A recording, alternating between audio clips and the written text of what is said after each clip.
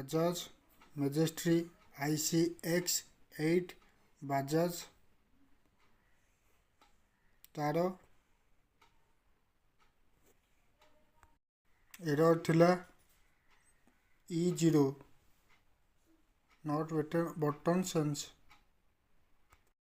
PWM section fault थिला 80-50 50-50 transistor ताको change कर देलो से ठीक है होला। अबे E1 जा बटन चेंज करे PWM ट्रांजिस्टर चेक कर देली से गोटे फॉल्ट ओवर चेंज कर देलो ठीक है होला। इंडक्शन विषय अधिक जानने पे कमेंट करंतु। माँ मैं कारीगर बन गया। माँ मैं कारीगर बन गया।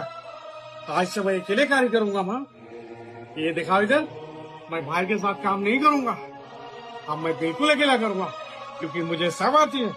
मैं पूरा पीस बना सकता हूँ। माँ ये देखो, इस पर फटाफट सिलाई कर सकता हूँ क्योंकि